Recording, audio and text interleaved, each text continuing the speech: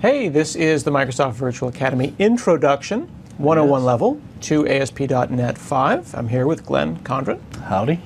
And we've seen a number of different things like debugging, we've talked about Model View Controller, but one of the things that you often have to do when you've got a website written in ASP.NET is you've got configuration data. Right? This is just things you might want to configure. You might want to change something as basic as the background color of something without editing your CSS. Maybe. But what other configuration data? A canonical example you talk about is things like a connection string to the database. Right. That might be a secret, though. It might be secret. It might not be. It might be just using like Windows authentication.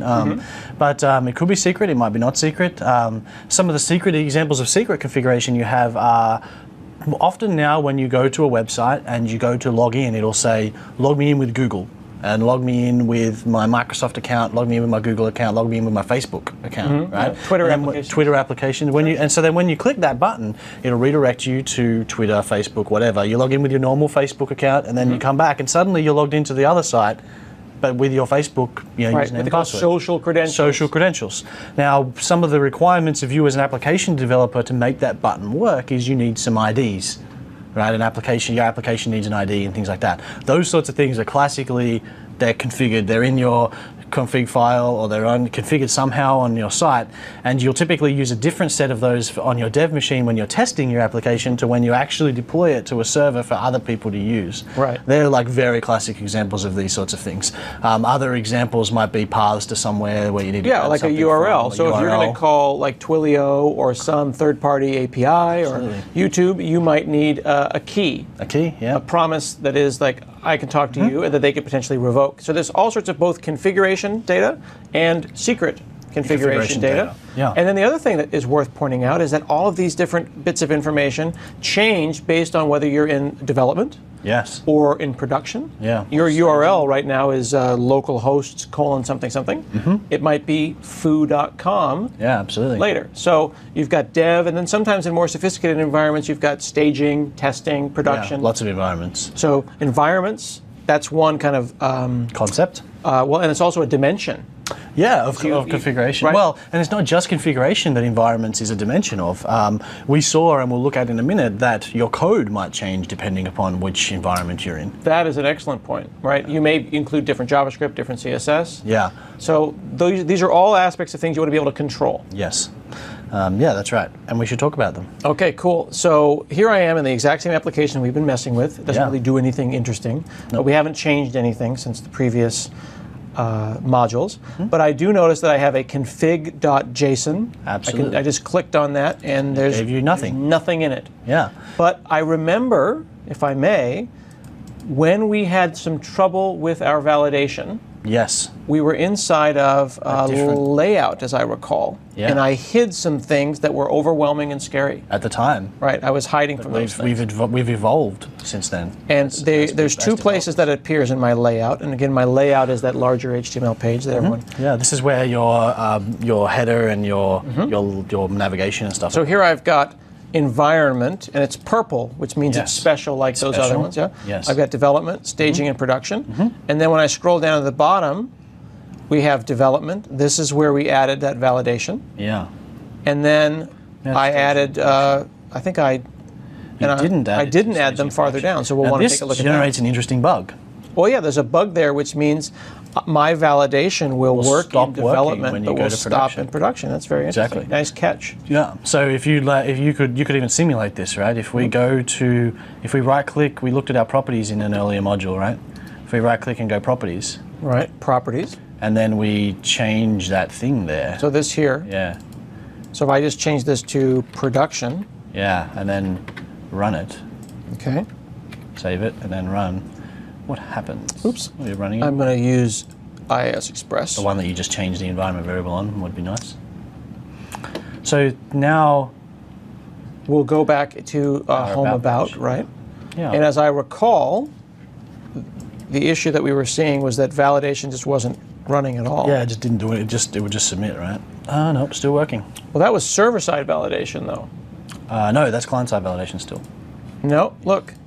Oh, it is posting. I see. It is server-side validation. See how that little spin there? Yes. Do that again. Yes. Sorry, it's subtle. It's subtle, but it's important to watch. Yeah, and this is an example of where, whilst See the client-side validation where we added these JavaScript libraries in, and we have the validation summary and stuff now, which is and the validation.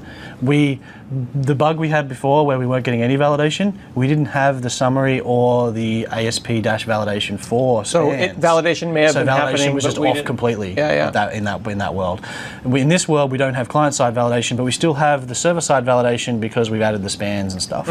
So in this example, what I'm just going to do real quick Just paste this in. is I'm going to paste these in, and then as I look over here in my, I think I have a live Should be able folder. to. We've still got this running, or do we know we've turned it off? I still have it.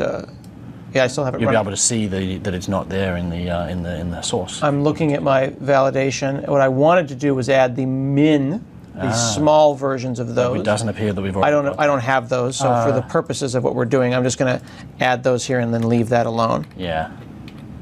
Yeah. So normally you would put the minified version of a JavaScript file in production. You want a minified version of a JavaScript file because it's smaller. A smaller version. Doesn't take as long to load into the page. We showed in one of our earlier modules, we showed the network, and we showed that we could see in the perform. I think in our debugging module, you could see how long it was taking for things to load. And when you're using unminified JavaScript and things like that, you're going to see that they take longer to pull down. Right. So let's look at. We've got development, and we've got staging and production. Are those just strings? Can that be foo and bar? They can be foo and bar. There is one place where the name development and staging and production actually exists in the framework, and that is as helpers only helpers in your startup CS. So if can I see that here? You can. Well, maybe we don't necessarily have anything in there now, but we can add something. So we can say, there, if m.isDevelopment. So that's a convenience. That's a function. convenience. So if I am on m, Say which is environment, environment name equals development, Yes. production. But I could also say is environment. And Oh, you look could at put a that. string in. Yeah. And you can Is just put environment, the- and then I could say whatever you want. development. But Yeah. this is a way of saying Yeah. at runtime. That's right. Am I in development? Yeah, that's And right. in this example, we're saying use browser link and show me all the errors Yes. which you care about. Yes. But then if you're not in development, We use a different error handler, and this is app.use error handler here.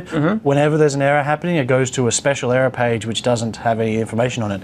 The thing about that use error page there is it will give you all that extra that special information, which was great when you were building your application. It gives you like where in the code it happened and all the information about your app.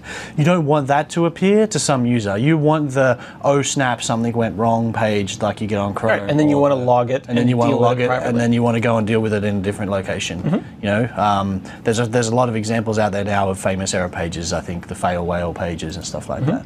So this env, Yes, where we said env is development, that is that is there. the environment in which we are being hosted. Yes, and that is a thing that gets passed to anywhere in the ASP.NET stack.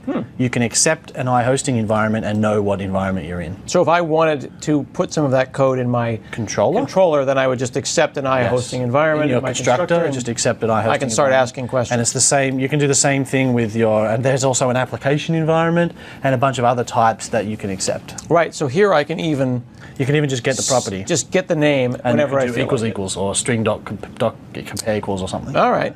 Okay, so that's environments, and that is used either in code like this, Yep, or in markup, which is still code. or this environment helper. Yes. Like if I only want, let me ask you this, if I know how I'm using this now, I can say now environment Yep. names equals, and this is a silly example, but are you saying that I can go like this now, Yeah. and that will only show the copyright in production? Yep. Okay, that's very convenient. Now, environment is purple. That's not an HTML-ism. That's a server-side helper for my tag here, Yes. tag helper. So this script tag, and a good example of this is if we scroll down, we have examples of both a tag helped script and a non-helped script. These purple ones are a concept called tag helpers. Okay, so this script tag that is not purple in the development is just a standard That's script just some tag. HTML. Same way you would normally do it for anything. This script tag in the staging and production is purple. which means we are going to do something to it on the server before we do this to generate special HTML, not just exactly as it is. In the case of these bottom script tags, what we're saying is we want you to get it from the CDN, the Content Distribution Network. What the CDNs are just computers all over the world, and the intent there is that it's probably that file is going to be hosted on one of those, and it's probably faster to get it from there than it is to get it from your server, because that's the CDN server is going to be closer to where they are geographically, right? Hey, in production, try and use go the get CDN. it from here. If you're Australian, you'll get this from Australia, and it'll be fast, and much faster than getting it from the US. You can check it with JavaScript to see if it's really make sure there. it's there, and if it's not there, go and grab it from my folder that I've got in my actual application. That's what this is saying. And it's also worth pointing out that that file right now doesn't exist here. No, it does not. So in production, This would actually probably this would fail, and we'd want to make sure that assuming that that file it was never there. on the CDN. Yeah, assuming that it was ever not on the CDN. So those are things to watch out for. Okay, so environments, I can pick any name that I want. Development and production are known. I wouldn't say they're special, but They're not special. known They're known in the startup as helper methods, and that's for convenience. Yeah. So I'm going to change this back to development. Yep. Now- And it's production if that doesn't exist. Oh, interesting. So if Yes. this is gone, Yes. you're in production. Yes. That's So good. that's good tip. So when you deploy to the server, you have to be production by default, right? Okay. So back to config.json, it's empty. It is. It's an How empty can I JSON add file. some more config? Now you can the config system is based on key value pairs. So you have a string which is a key or a name, So- and then you have a string which is a value, I have a key, and you have some value. a value. So when you key value pair, that means I can go like this, Yep. Yes. And then you make them whatever you want. and the keys have to be unique. Yes, they do. Okay. Now, there is some examples of this too. We showed earlier that you can use the web application template to get some examples. If you do file new and you select authentication, you'll get a config JSON that has a connection to a database and some stuff like that in there, so you can see some ways to use configuration. So this one, the non-authenticated sample. doesn't have any of that. Doesn't have that. So in this case, we're going to build it up, but that's fine. Okay. So I just made one up like color, Color red. red. Awesome. And let's also say something like, I'm just brainstorming here. Welcome string. Welcome string. Yeah. Yo. Yo. That's our casual welcome string. Yo. Or, the Canadian, whatever you want to do. Okay, so I've added some arbitrary, they're arbitrary. They are arbitrary completely. It's up to you. This is your configuration Okay. for your that's application, right? This is an important distinction for those of you who have used ASP.NET in the past, because web config that you're used to is a mix of both things that your application needs and things that MVC needs, the framework needs. Okay. But this is not that. This is just for you. Put whatever you want to in here. Make Now- whatever makes you happy. Cool. This config JSON, I remember that was mentioned Up in your startups. in yes. startup. Yes. As I recall, here it is. Yeah. So this is the basic building block of configuration. There's a configuration builder and a configuration class. And it's interesting because this says, go and get config from this JSON file. Yes. And then it also says, Add me an add environment variables. And you remember how when I pushed F9, Yeah. it lit up everything to show you that it's all in one line. This doesn't feel like it's one line, but it is. Because it's is, yes. saying, make a configuration builder, Yeah. dot, which says, take that now and add a JSON Yeah. file, and take that and add environment variables. This is a Fluentish API for those of you who want to look up this style of development pattern in there. So environment variables, Fluent. and It is not correct me if I'm wrong, if I go out to the command prompt here, and I'm going to just we'll go back to my desktop, and if I say set, you get environment variables. so I could say set foo equals bar. Yeah. There's also a UI in Windows. Yep, there's a UI in Windows, but I just made an environment variable called foo, called bar, and I Exactly. said echo foo, and that's bar. Yeah. Are you saying that I could put this here Yes. and then override it? With an environment variable. Is the overriding in the order that this is listed? Yes. So in this case, you add the JSON file first, and then if there are any environment variables with the same key as the one that appears in config JSON, it will override that value from your config file. So that's a convenient way to kind of keep things secret, I feel like, because Well, yeah, that is it's a way to put environment-specific configuration into the environment that it's going to run in. so it's not about secrets, It's just about having it stay with the environment that it's in. So Yeah, if I put this right. into a host somewhere, I put it in Azure or some online host, Yeah. I don't want to check these in. I want them to be specific to the environment. Yeah, I mean, and there are lots of places, lots of environments you might work where you don't really control the settings that are in here. Maybe this is a special file, and this is only settings that are environment specific, and they are things that you don't actually know as a developer what they're going to be on the server. Your department that controls creation of servers completely controls those, and they know what the string is to connect to the database is, but you don't know what it is, and they're going to put it on the machine for you. That makes sense. They can make it as an environment variable or something like that. Right, and that environment variable, like here in Windows, there's a UI, as you pointed out. Yes, For the you can environment make them. menu. I could go in here Absolutely. and I could say foo. Make one. Yeah, absolutely. Bar, or in this case here, color is blue. Absolutely. Thereby overriding this Yeah. one. Now this configuration. This is fairly flexible, and there are many ways to There are many ways to achieve similar goals. Well, I also reason- noticed that you can have any files as well. Can't have any files. There's All a few, sorts of good stuff. There's a few here. I think we provide XML, ini files, JSON, And environments. variables. I think even command line arguments is one if you're happening to be using this class in a Oh, so you console can app. pass in right? a name equals. Yeah, you could pass. So Nice. anyway, that's beyond the scope of this. Sure. So. How do I use them though? There's the one last thing while we're talking about environment variables. Some people get caught up on environment variables. They don't like us telling them that they should be putting config in environment variables. They don't like that. Fine, if you don't like that, So that's fine. Actually, you're saying fine. I could just go like that. Then you don't have environment variables. And there's another way to achieve a very similar result. However, you could do go type this in after the config.json there. Yeah. Go dot, or maybe in between those two, because you still probably want environment variables to win. Okay. So dot add JSON file, right? And then go new string. You can now go env dot environment name. Env, not inside the string, outside of the string, unless you're going to use string interpolation, which is a big fancy word.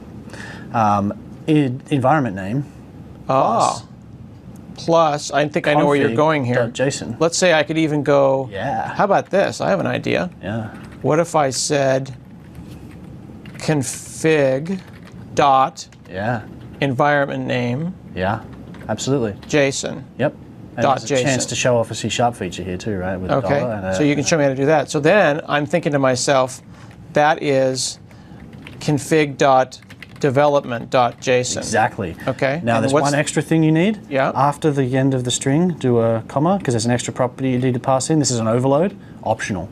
Oh, it's optional. Because So if you yes, don't do it is that, optional. and you don't exactly, because on your production, so you may now, if you write this code, what that means is we will load config.json, and then if a file exists called config.development.json, override it. It will override it. Love If it it. exists, if it doesn't exist, nobody cares. It just continues on its Now, way. this plus thing is a little cumbersome. Yeah, Is so it, you can is do it this. that I can do this? Yes, this is a new feature in the newest versions, and you need $1 at the beginning of the string. Like this? At the beginning of the or string. like Yeah, that?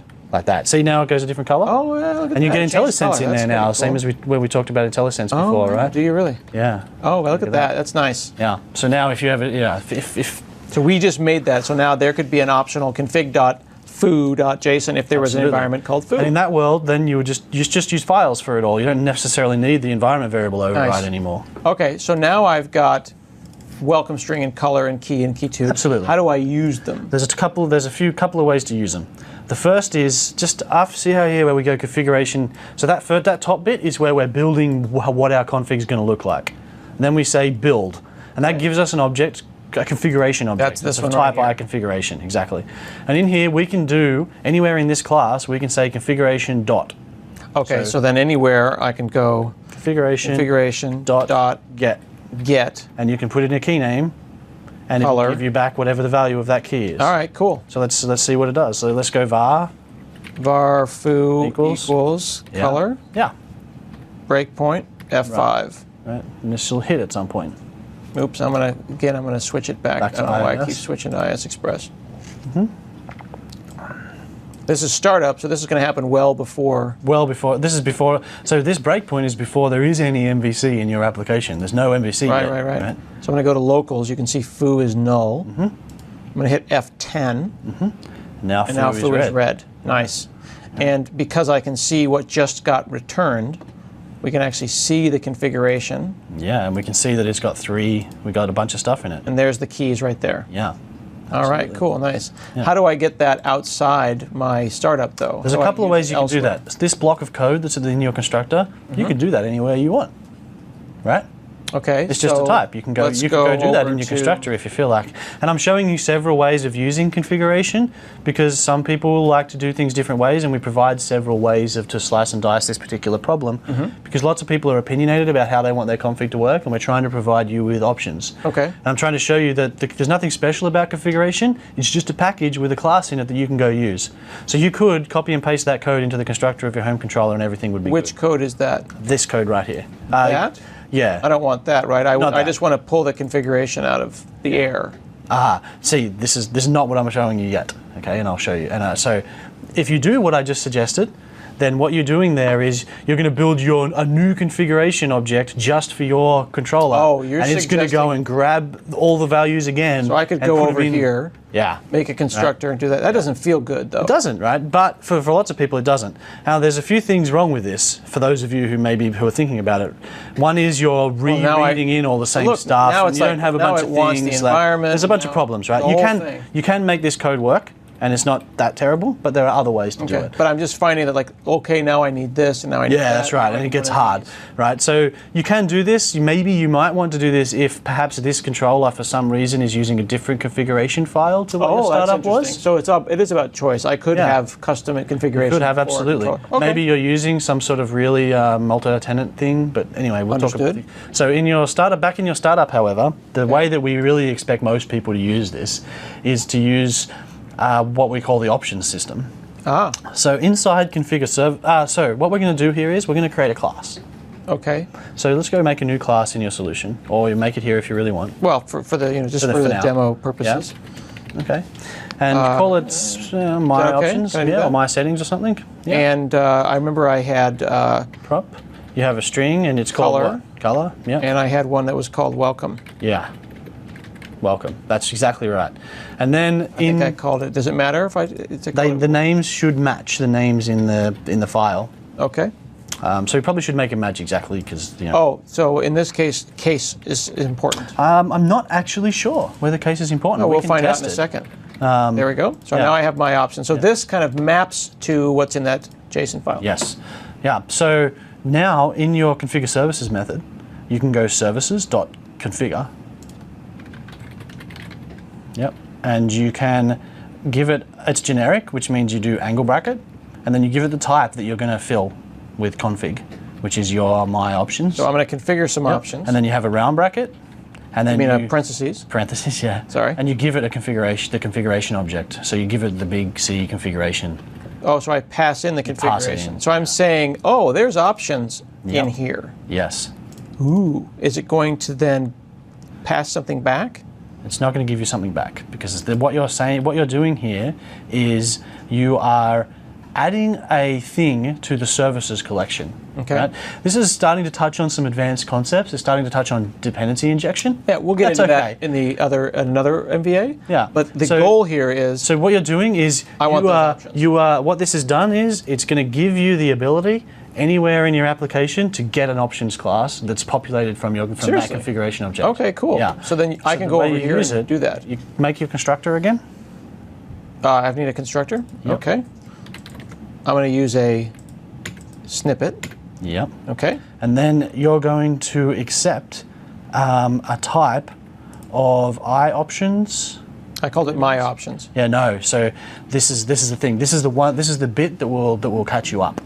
You didn't add a type of you didn't add the my options class directly to the services collection. You added a thing called an accessor, a thing that gets you options. Okay. All right. So what you're going to do is you're going to accept an iOptions. There's a thing called iOptions. Yeah, iOptions, and it's generic as well. You'll need to control dot to resolve the name because you don't have the. So here it's saying Options I don't model. have options. So yeah. I'm So gonna you get need to some add the options model, and then you want to put my options in here, the type of the. So I want. So okay. So my controller needs some options. yeah, That are my options. That are my options. Options. All right. Exactly. And now in here you can go options dot and see what we get, and it's got dot options. Okay. So I'll change that to like O. Yeah. So options. And I'm going to let Ah, there we go. Yeah. I'm just going to yes, that's right. And now you can get your color. So we should theoretically be able to run here now and see your color appear here in this option. So I'm going to do that. Yeah, we'll see how it goes.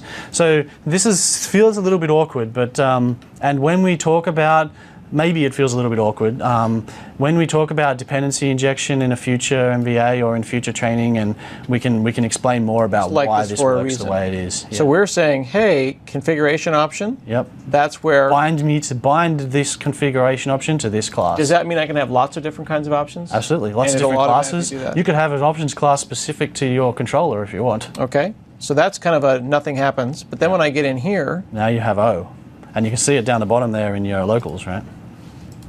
Yeah, look at that. now match. would I want to this object, these options?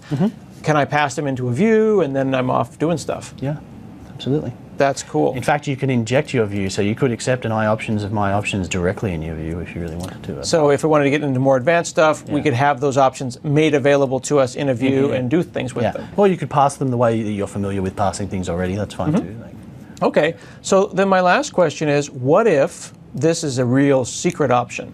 okay, so that's an interesting question. So the problem with this is the problem with putting a secret in here is source control. Right, because I am looking at my Solution Explorer right now, Yeah. and I'm going to check these things in. Everything here that has a plus is something that is kind of Going to be checked into allowed source to control. be plugged into source control. And source control for beginners, right, is just a place. I think of it as like TiVo or your video recorder. Interesting, yeah. Or if you make a mistake, You can go back and change it, back yeah. up to the way it was a minute ago. Yeah. And everything here with a plus could be checked in, including That config file. And if config had a lot of secrets, that'd be a problem. And for a lot of config options, you want them checked in because when Alice, the new developer, comes and joins your team, you want her to be able to pull down your source code from source control and run your app almost straight away without really messing around too much. Exactly. Now that causes problems when those values are secret, because fundamentally anything you do to make it super easy for Alice to get started means that you have to put these secrets out there where it's really easy for her to grab them. Now, if you're building an open source project, this becomes really important. If you are building your application and you're going to check it into, say, GitHub, which is a place online where gives you source control for free for open source projects, then everybody in the world can see your source code, which is great in terms of getting people to help you out and letting other people learn from you and learning from other people as they do comments and things on your code. Not so good for you putting the ID for the Facebook, for the YouTube's API key or passwords or connection or strings. anything like that. So what we've built is a system to try and help you not really secure your secrets, but get them out of your Solution Explorer so that they don't accidentally get checked into source control when you don't want them to be. When we checked say in. secret, we're not talking about like passwords quite secret, like No. super secret encrypted secret. Yeah, I mean, we reserve the right to encrypt this in the future, and we probably will. But right now, in this current beta and everything that we're playing with right now, it's not encrypted. It's just a file that's on disk that we read from that does not inside your solution. So we'll that's probably encrypt it in the future, but that's not. So really you the point. said not inside my solution. So if I Yes. come here and I right click and I say open folder, Yeah, there's there's a config JSON, right? Okay. Now you can also. And I could zip this up and even send it to you. Yeah, absolutely, you could. All right. So then where are secrets then? I want to take So welcome string and make it There's a secret. a secret welcome string. Okay. Well, you know, Yeah. If you right click on your project. right click on my project. Yeah, there's a secret. Manage user secrets. This looks familiar. So this looks like config again. Yeah, but it it's is empty. config. Now this is just a file on disk somewhere, right? And we can show you where, but it's not really important. Somewhere secret. Somewhere secret, which is totally secret because when you hover over the top, When I hover, it tells me totally exactly doesn't where it tell is. you where it is. But what's interesting though is that the point is it's not about being secret. No, it's not. We're not It's about not in that solution. folder. Exactly. So you're saying I can go like this now. Yes. Is it okay to have the same name? Yeah. Okay. It is because we've already established that your config can have the same name appear multiple times, right? In that config chain, the environment variable. Oh, and it the can thing. have them because they override Because each they other. override each other. Now the question becomes, and you may or may not have plugged this in, how does the config object know to get welcome string from the secret place? I don't know. I mean, this is my password. You know, That is his super real secret. password. Don't log in as him. Yeah. But this is a secret Yeah. that is not in the folder, Yeah, not in the in the folder. project folder. Project, okay? So if we run your app right now, you're going to see this is not a secret. The configuration data isn't secrets. Yeah, you're going to see this is not secret. Welcome string will be this is not secret because we haven't told configuration how to go and get that secret config file. I see. Okay. So So at this point, we did that, and then we hit here. yeah. These options This is are not not secret. coming from secrets. Okay, Right. that makes sense. Right, and we know why that is. If we go back, well, if we look at Startup CS, we can kind of work out why that is. What are we saying here? We're saying, no, not this bit, a bit up in the constructor. If we're saying add the config.json file, add an environment-specific JSON file, add an environment variables, but we're not saying add me user secrets. Okay, how do Right. we do that? So there is a method called add user secrets. Seriously? On the builder, yeah. That's awesome. Add user secrets. Now, you know, you'll only have it if you have the actual package, the secrets package. Okay, so this is another example where something is showing up and it's saying show potential fixes, Yeah. right? Yep. And I can click on that and it's going to say, well, we'll pull that out of configuration Yeah. user secrets. Yep. Okay, Yep. that just added. Yeah, it added user secret. It added. All it did was add the package. It didn't give you a using because typically the extension methods are in the same namespace as all the others. So to be clear, if I look over here under references, you've now got a new package, which will be user secrets, just up a little bit. Yeah, there. right there. Yeah. Oops, right there. So that's what that did. I see. And if you already had that package, you would have had add user secrets in IntelliSense already. Oh, right? okay. So this is how you add user secrets. Now, in this case, user secrets is going to win over everything else, which may or may not be what you Because I want. added it last. Because you added it last. But I'm okay with that. Yeah, that's fine. Okay. Now, so now we should start to see what we expected to see before. What you may have expected to see before. Right. This is a secret that is totally not in my project. Right. Yeah, Yeah. right there. Kind of hidden a little bit, but Yeah, I've got. got paused half hidden, but that's okay. I zoomed in just as it got. Yeah, see. Yeah. Just as it loses focus. Yeah. Now it's a challenge to get now. I can't do it. Yeah. Of course. There you go. Yeah, but anyway, this is working the way now what you want. Now, there's one extra thing to tie this back into a nice little circle of awesomeness. Back in our Startup CS, Okay. you don't want to add user secrets unless you're in your development environment, probably. Where would they be in production? Well, this is the thing. Maybe they may be in the environment, perhaps in environment variables. I see. So this Or- might be production secrets, and that might be development. Developer secret, yeah. But user secrets, I think the part that's significant is that people shouldn't dwell on the secret part. No, it's just It's the user part. Yes. Because it's specific to the user. yeah. And if you look in where the file is, it's in your user profile. Right. So it's if I specific to right you click as a user. and I say user secrets, It's in your user profile, data roaming, app right. data roaming. So this means that Alice will have that file in her.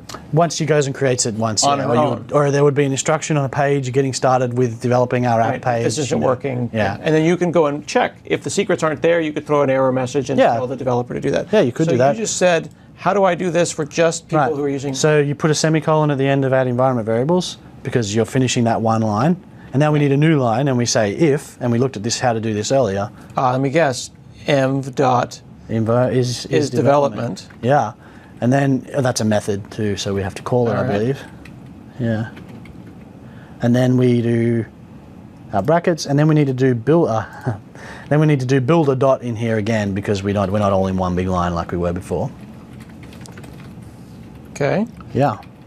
And I just add it to that builder that's already That's floating right. around And there. then when you call build at the end, it's in, right? Oh, okay. Yeah. So then in production, if I ran this, I get one thing. You and wouldn't in get- development, I get yeah, exactly. secrets. Yeah, I mean, there's a problem. It's problematic in production. You don't really want user secrets because, as I said, it's in your user profile. And typically, you're running IIS or something, and what user is your website running as, right? It's not really a thing that you want to be concerned with. Very cool. Yeah. So in conclusion here, so we saw that we can do config data. It can come out of JSON files. It can come out of any files. Yeah. It can come out of the environment. Yeah. And presumably anywhere else. Yeah. I could go and write my own source. and pull Absolutely, that they're from not other very places. difficult to write, and there's a few examples on our GitHub. And then configuration can turn into objects.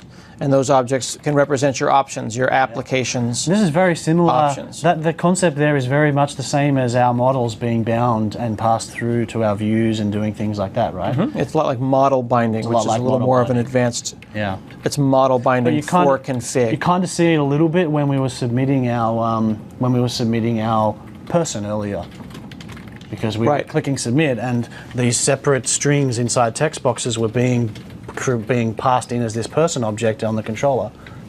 The config JSON became an option. Exactly. Yeah, exactly. It turned into, it got deserialized into that. Yeah. Into that thing. And then we saw that some kind of configuration data is private. Yep. Some config is private.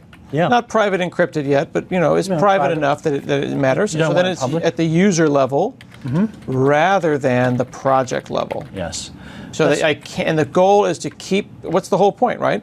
It's to keep it out of the project. Keep it out of people the from source. checking in secrets. Yeah, this was a big problem with open source projects. Is people always, and I think I've even done it several times accidentally with toy applications that I was building. I accidentally check all the in time. my social auth, Twitter, my Twitter ID or something. Right. Very common. Very common, and once you've put them in source control, they're there forever. Yep. You have to go and delete that application and create a new ID. And then we also saw environments that they are a known thing. There can be special ones like development and production. They're not really special. They're known. Yeah, but they Are known environments. And then you can go and make any Whatever environment you you want. want, as many as you want. Yeah, we made production and development because we figure that development and production are probably the two we can fairly confidently say exist for you. But all the others, like staging, testing, and all that sort of stuff, it depends on how you do things. Maybe you only test in production. I don't know. I hope not. When I write code and I do it in production. Cool. So this is yet another module that we just did at the Microsoft Virtual Academy Introduction to ASP.NET 5. We'll take a short break. We'll come back with even more. Thanks for watching.